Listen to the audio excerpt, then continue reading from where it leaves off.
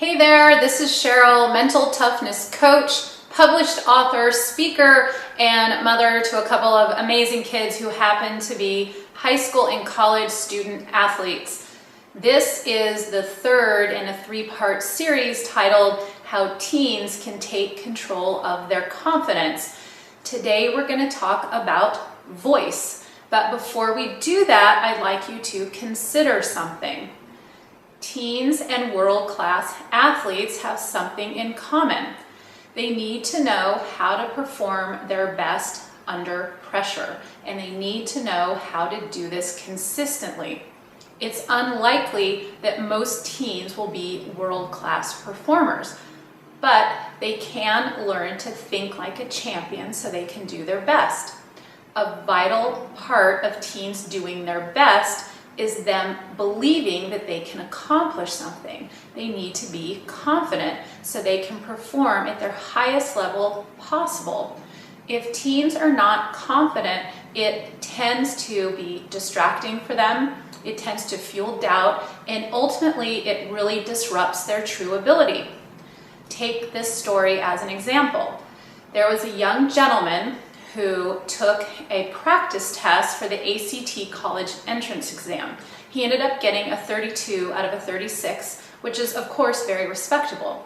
But he wanted to see a tutor and study for a couple more months so he could try and do a little bit better. So that's what he did. He was very diligent about studying, met with a tutor every week, and he sat for the real test and he ended up getting a 27. His parents asked him what happened. What he said was, "I care too much and I just lost my confidence."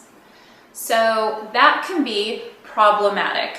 So thankfully, he had since learned how to manage his thoughts and emotions and therefore control his confidence to an extent, and he's done fine in a subsequent exam. But ultimately, it would have been great if he didn't have to go through that experience. So consider that confidence is king when it comes to high performance. And the good news is that teens can do something about it and they have some control here. So in turn, they can figure out a way to make all of their hard work pay off, especially when it matters. So just like the first and second parts of this series, a lot of this content relies on the research of Amy Cuddy, who is a social psychologist at Harvard. You might ask, what does voice have to do with confidence? Well, according to Cuddy and her colleagues, a lot. Before explaining that, though, I'd like you to consider that teens have two types of voices. One is an internal voice, so those are the thoughts that they have in their head, how they communicate to themselves, and the other is an external voice, which is how they communicate with others.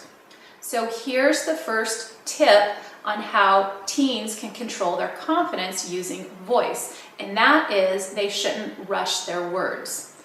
According to a couple other psychologists at Harvard that Cuddy refers to, their names are Lucia Gullery as well as Deborah Kruenfeld, they say that we should not be afraid to pause when we speak, and we should also feel very deserving of the time that we're using when we speak. So this will be very important for teens to establish as well. So whether they're talking out loud and communicating to a coach or a teammate or a friend, or they're having an internal dialogue, they need to really slow down.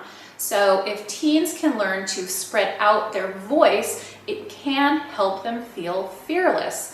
Fearless of being interrupted, fearless of taking the time with whom they're speaking, and also if they can speak more slowly, they have a better chance of being heard and being understood. So, like I said, whether they're talking to a teacher, a teammate, or having an internal dialogue, it's very important for teens to slow their voice down, which will contribute to their feeling of being deserving, their feeling of being fearless, and very importantly, they are being confident. If you found this content useful, I encourage you to share it on Facebook. Thanks so much for listening, and I look forward to seeing you next time.